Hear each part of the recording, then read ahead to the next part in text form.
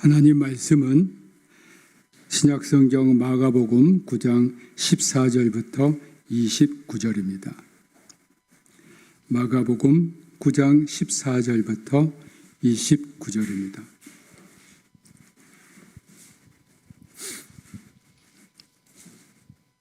마가복음 9장 14절부터 29절입니다. 한 절씩 교독하겠습니다. 이에 그들이 제자들에게 와서 보니 큰 무리가 그들을 둘러싸고 서기관들이 그들과 더불어 변론하고 있더라. 온 무리가 곧 예수를 보고 매우 놀라며 달려와 문안하거늘 예수께서 물으시되 너희가 무엇을 그들과 변론하느냐? 무리 중에 하나가 대답하되 선생님 말 못하게 귀신 들린 내 아들을 선생님께 데려왔나이다. 귀신이 어디서든지 그를 잡으면 거꾸러져 거품을 흘리며 이를 갈며 그리고 파리에 지는지라. 내가 선생님의 제자들에게 내쫓아 달라 하였으나 그들이 능히 하지 못하더이다. 대답하여 이르시되 믿음이 없는 세대여 내가 얼마나 너희와 함께 있으며 얼마나 너희에게 참으리요 그를 내게로 데려오라 하시매 이에 데리고 오니 귀신이 예수를 보고 그 아이로 심히 경련을 일으키게 하는지라. 그가 땅에 엎드려져 구르며 거품을 흘리더라.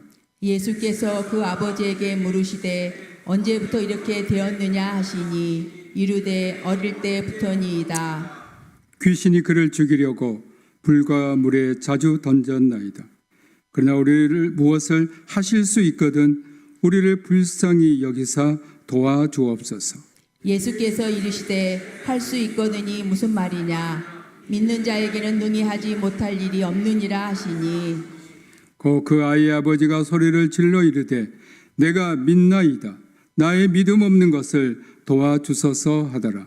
예수께서 무리가 달려와 모이는 것을 보시고 그 더러운 귀신을 부짖어 이르시되 말 못하고 못 듣는 귀신아 내가 내게 명하노니 그 아이에게서 나오고 다시 들어가지 말라 하시매 귀신이 소리 지르며 아이로 심히 경련을 일으키게 하고 나가니 그 아이가 중어가 같이 되어 많은 사람이 말하기를 죽었다 하나 예수께서 그 손을 잡아 일으키시니 이에 일어서니라. 집에 들어가심에 제자들이 조용히 묻자오되 우리는 어찌하여 능히 그 귀신을 쫓아내지 못하였나이까? 이르시되 기도 외에 다른 곳으로는 이런 종류가 나갈 수 없느니라 하시니라. 아멘. 말씀을 듣기 전에 우리 묵상으로 기도하겠습니다. 하나님 아버지 감사합니다. 8월 첫 주 이 무더위 가운데서도 하나님 사랑하는 마음으로 나왔사오니 이 시간 성령님께서 우리 가운데 임재하시고 우리 모든 심령 위에 성령으로 기름 부어 주옵소서. 우리의 영의 눈을 뜨게 하시고 심령의 길을 열어주시고 주님의 음성을 듣고 주님을 보는 믿음의 시간, 은혜의 시간, 감격의 시간이 되게 하옵소서. 예수님의 이름으로 기도합니다. 아멘. 세상에서는 사람들이 안락한 삶을 위해서는 돈이 있어야 한다고 말합니다.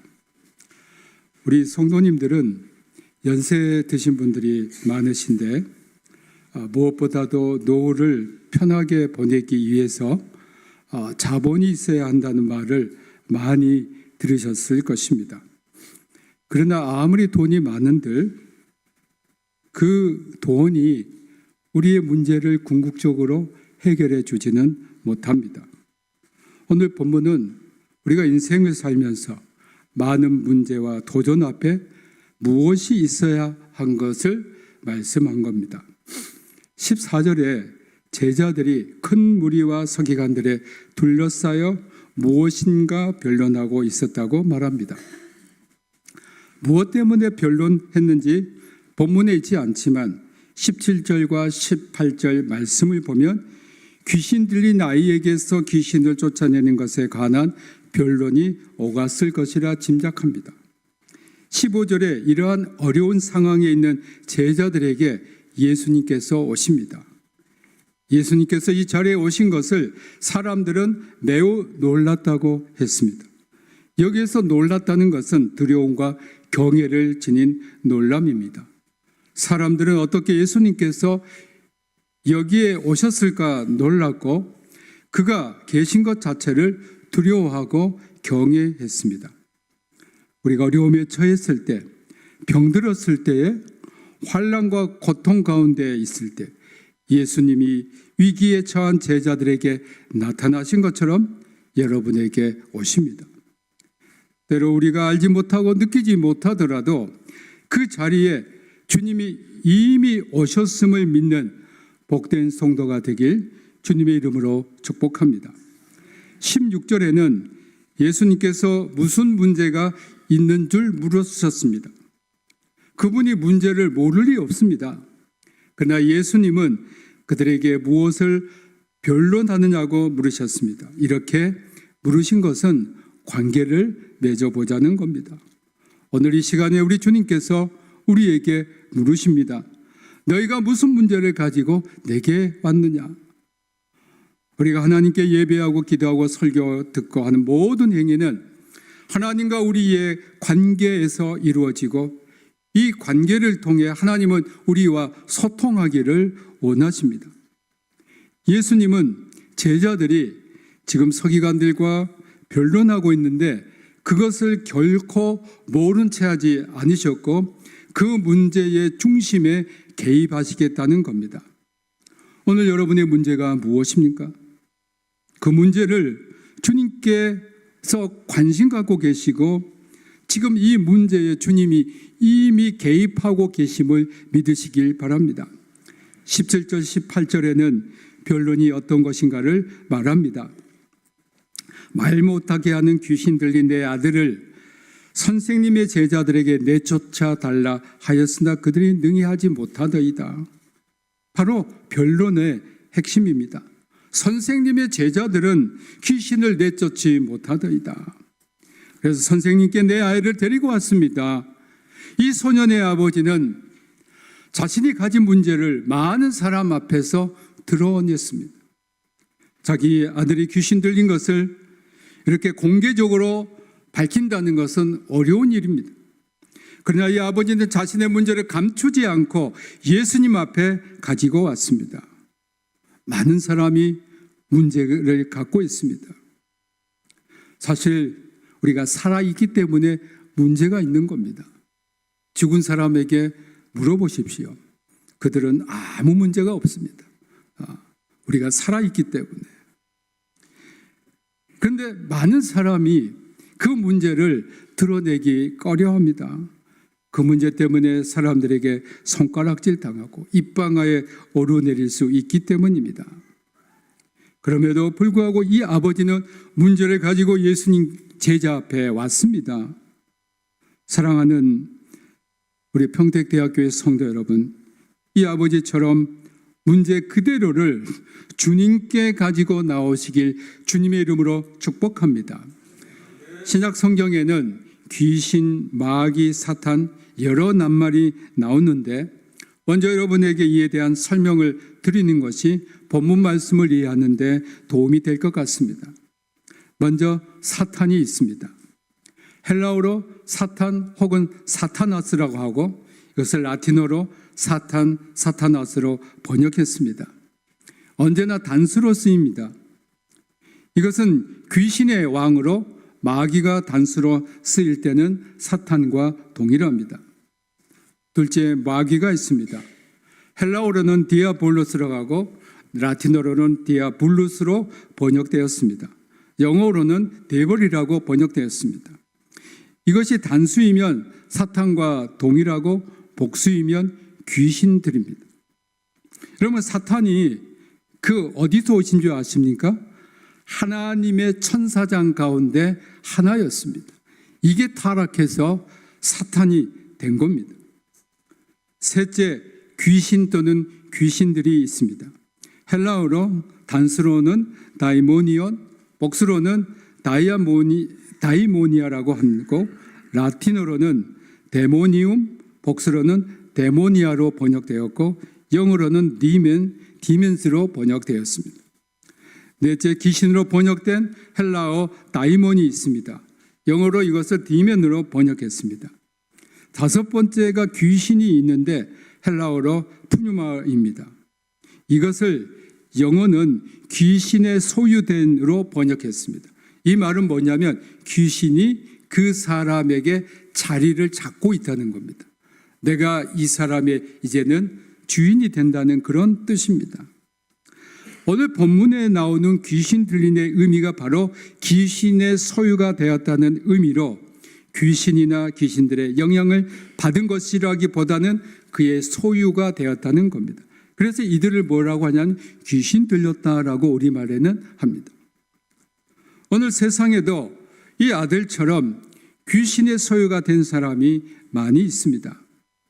그러나 우리 그리스도인들의 영은 하나님의 소유이기 때문에 우리가 예수 그리스도를 믿고 예수 그리스도 구주로 의지하고 믿고 고백하면 우리의 영은 누구의 영이 되냐면 그리스도의 소유가 됩니다. 그렇기 때문에 귀신의 소유가 될 수 없습니다. 그러나 우리가 그리스도인들이라 할지라도 귀신의 공격을 받을 수 있고 고통을 받을 수 있고 괴로움을 당할 수 있고 영향은 받을 수가 있습니다. 그러나 우리가 두려워할 필요가 없습니다. 야고보 4장 7절에 그런즉 너희는 하나님께 복종할지어다 마귀를 대적하라 그러면 너희를 피한다고 하셨습니다. 하나님께서 우리에게 마귀를 대적할 권능을 주셨습니다.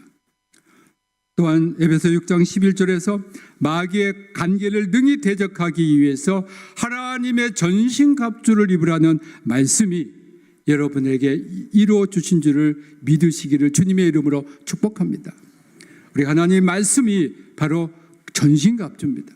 그 말씀을 우리가 무장하면 마귀들이 공격하러 왔다가도 그냥 놀라서 도망갈 줄로 믿습니다. 19절에서 예수님은 그 시대와 그 시대의 사람들을 향하여 이렇게 말씀하십니다. 믿음이 없다. 여기서 세대라 번역된 헬라어 원문은 족속과 세대라는 두 가지 뜻이 있습니다. 예수님은 제자들을 향해서만 말씀하신 것이 아니에요.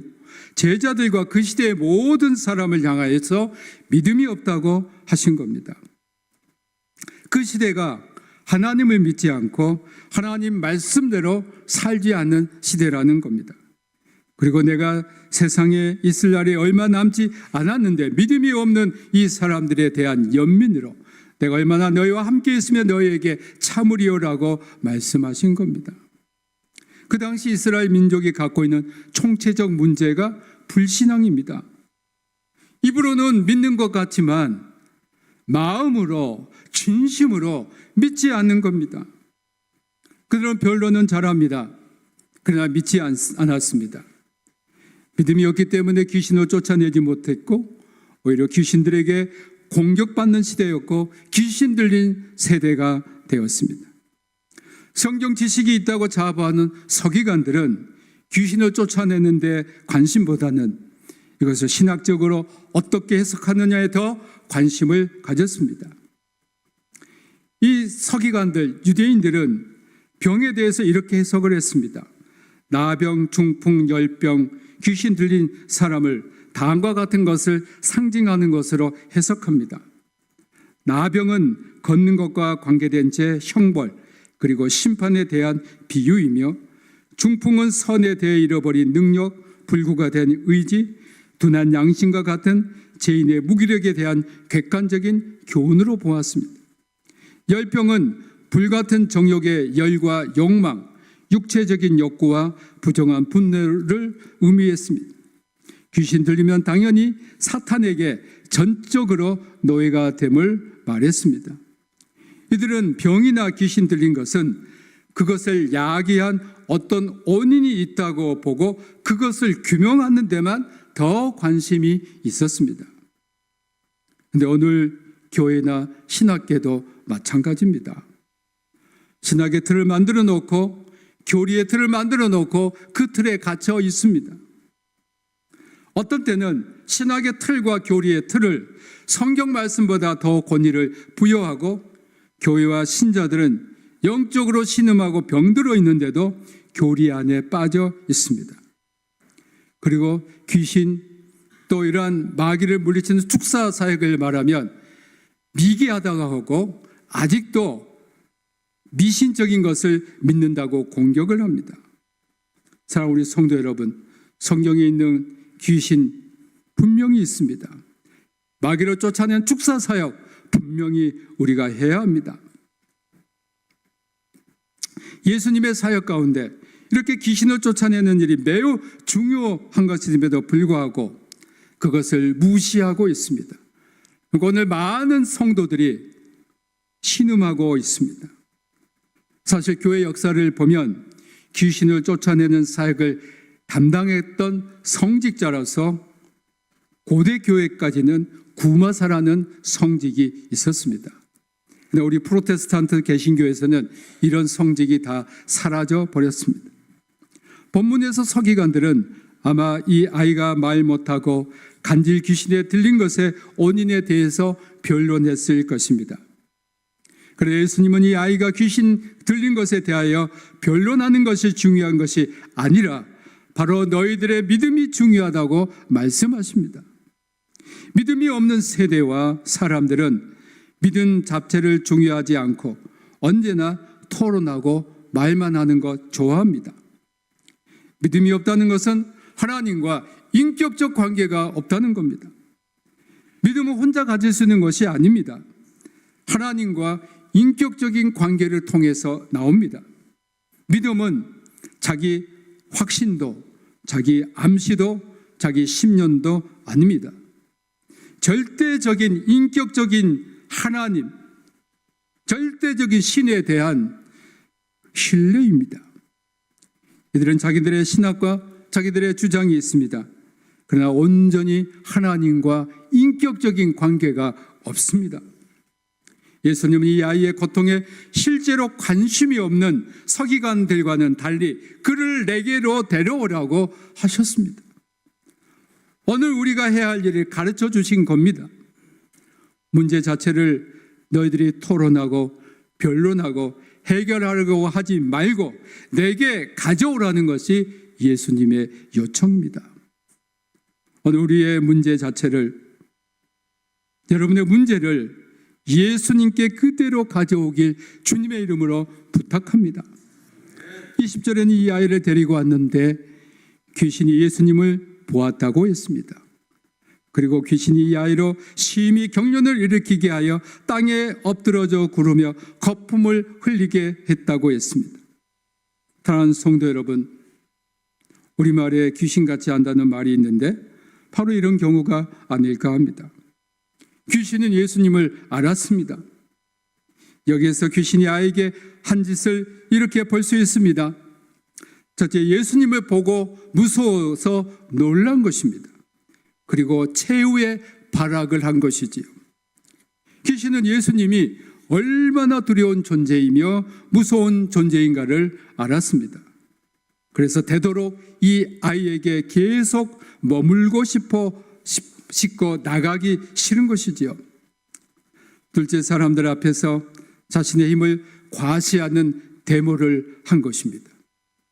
이렇게 함으로써 사람들에게 예수님도 별 수 없으시군, 그런 마음을 은근히 심어주려는 것이었습니다. 21절에는 귀신 들린 아이에게 접근하는 예수님의 방식을 나타냅니다. 예수님은 귀신과 대화하지 않으셨습니다. 오늘 귀신을 쫓아낸다는 많은 사람이 귀신과 대화하려고 합니다. 그러나 그것은 잘못된 것입니다. 귀신들은 우리의 대화 상대자가 아닙니다. 예수는 귀신에게 관심이 있으신 것이 아니라 바로 귀신 들린 아이에게 관심이 있으신 겁니다. 예수님은 우선 관계를 맺는 일부터 하셨습니다. 주님은 귀신에게 관계를 요구하지 않으셨습니다. 이러한 이유로 예수님은 마귀나 귀신들에게는 언제나 침묵을 요구하셨지만 그 피해자들과는 대화하셨습니다. 하나님은 관계에 큰 관심을 갖고 계십니다. 실제로 하나님은 그분이 알고 있는 모든 일도 우리의 입을 통해 듣고 싶어 하십니다. 야고 4장 2절에 너희가 얻지 못하면 구하지 아니함이요라고 했습니다. 우리가 하나님께 구함으로 하나님과 관계를 맺게 됩니다. 이 본문에서 우리가 볼 수 있는 것은 치유는 관계를 맺어가는 것에서 시작된다는 겁니다. 관계가 회복되면 치유가 완성되는 것이지요. 예수님은 아들에게서 귀신을 쫓아내시기 전에 아버지에게 질문합니다. 이 아버지는 아들이 고통스러워하는 것을 보고 수년 동안 지켜보면서 좌절했을 겁니다. 예수님의 제자들이 귀신을 쫓아내지 못했을 때 실망감이 더 배가 됐을지도 모릅니다. 소년에게서 귀신을 쫓아내기 전에 언제부터 이렇게 되었느냐고 물으셨습니다. 어릴 때부터 그랬습니다. 귀신이 그를 죽이려고 불과 물에 자주 던졌나이다. 그러나 무엇을 하실 수 있거든 우리를 불쌍히 여기사 도와주옵소서. 예수님은 귀신 들린 아이만을 다루시는 게 아니라 하나님을 향한 그 아버지의 믿음까지도 다루고 계셨습니다. 그래서 23절에 이렇게 말씀하십니다. 할 수 있거든이 무슨 말이냐? 믿는 자에게는 능히 하지 못할 일이 없느니라. 주님께서 정말 이 아이의 아버지에게 있어야 할 것, 그리고 이 세대의 사람에게 있어야 할 것이 믿음이라는 것입니다. 믿음을 통해서만 하나님의 역사가 일어날 수 있다는 겁니다. 믿음은 무엇을 하실 수 있거든 이라는 가정이 아닌 예수님께서는 불가능이 없음을 믿는 겁니다. 그 아버지는 예수님 말씀에 바로 반응했습니다. 24절에서 다음과 같이 소리 질렀습니다. 내가 믿나이다. 나의 믿음 없는 것을 도와주소서. 소리를 질렀다는 것의 원문의 큰 그 의미는 크게 외치다입니다. 저는 참 우리가 자동차 크락션을 누른다고 그러는데 여기에서 헬라어가 크라초입니다. 그래서 이게 큰 소리가 여기서 나왔나 그런 생각을 했습니다. 크게 외쳤습니다. 예수님께 자신의 간절한 심령을 크게 소리로 말했다는 겁니다. 이것은 다른 말로 큰 소리로 기도했다는 겁니다. 사랑하는 성도 여러분, 여러분 문제가 있을 때 이렇게 크게 소리 질러서 기도하는 시간을 가지시기 바랍니다. 교회 와서 큰 소리로 기도해 보시기 바랍니다. 여러분 이렇게 큰 소리로 기도해 보면 여러분의 마음에 쌓였던 것들이 엉두르고 있는 것들이 하나씩 사라지고 있는 것을 느낄 수 있습니다. 조용히 혼자만 들을 수 있는 읊조리는 기도도 있지만 때로는 이렇게 큰 소리로 기도해 보시기 바랍니다. 우리가 매달 금요일 저녁 8시에는 금요 성령 기도회로 모입니다. 여러분 큰 소리로 기도할 수 있습니다. 그래서 우리 성령 기도회에 많은 성도들이 참여하고 있습니다. 앞으로 우리 교회가 기도하는 교회가 될 겁니다. 우리 교회가 정말 기도의 붐을 일으키는 교회가 될 줄로 믿습니다.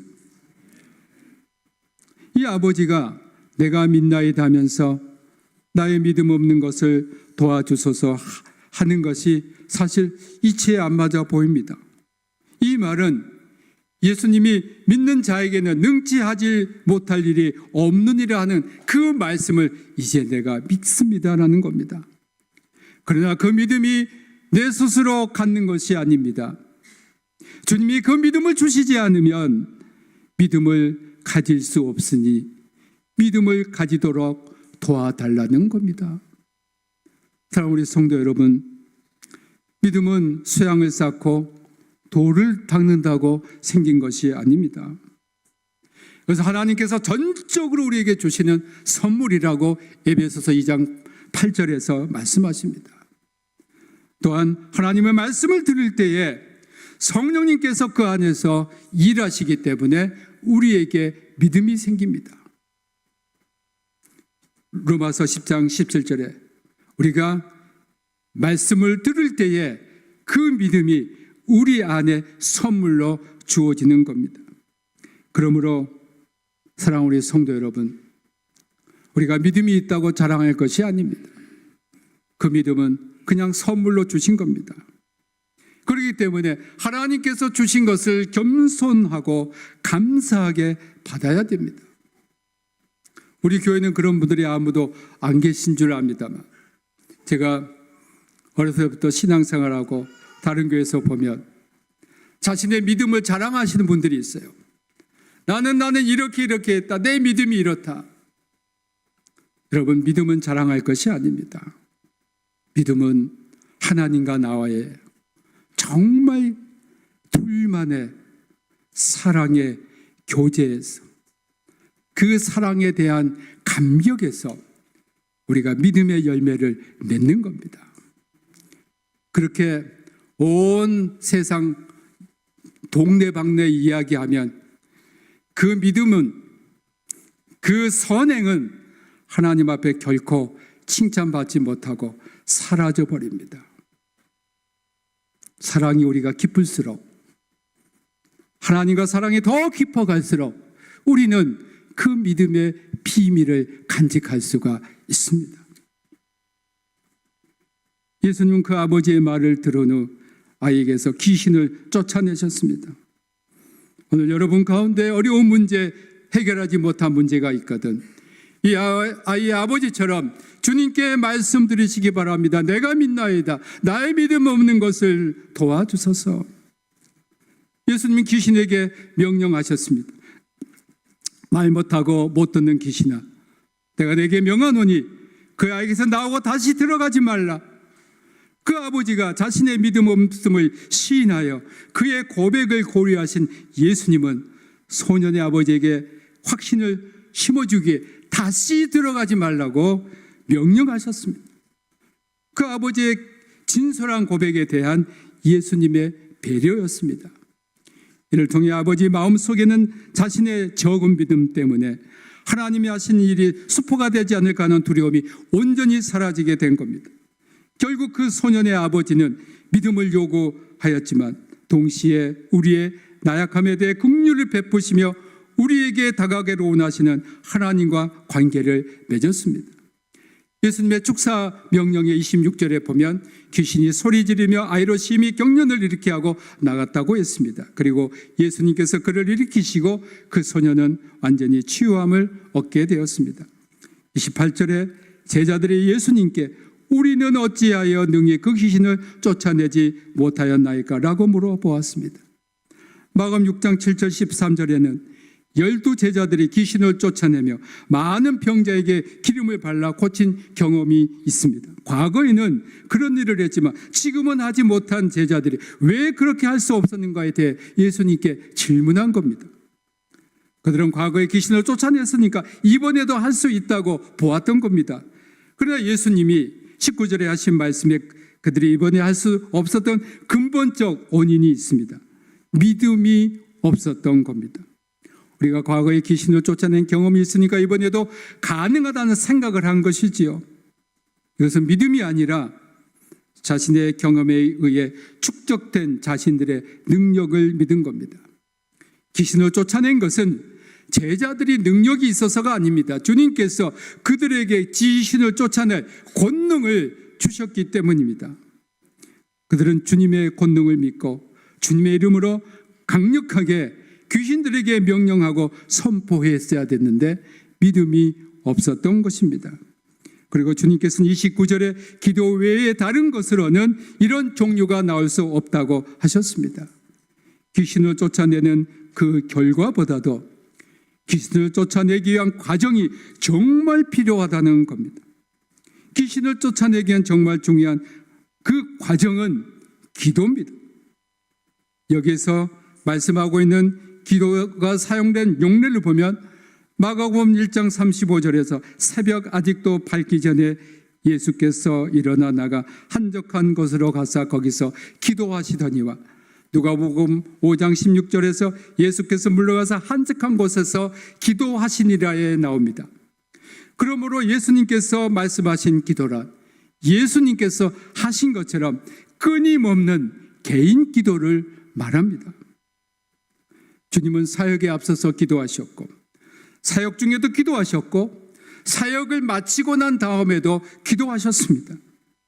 주님께서 기도하실 것 같은 기도가 있어야 한다는 겁니다. 우리가 기도한다는 것은 믿음과 깊은 관련이 있습니다. 믿음이 없으면 우리 기도할 수 없을 겁니다. 믿음이 있을 때에 우리는 하나님께 기도할 수 있고 믿음과 기도는 항상 같이 있습니다.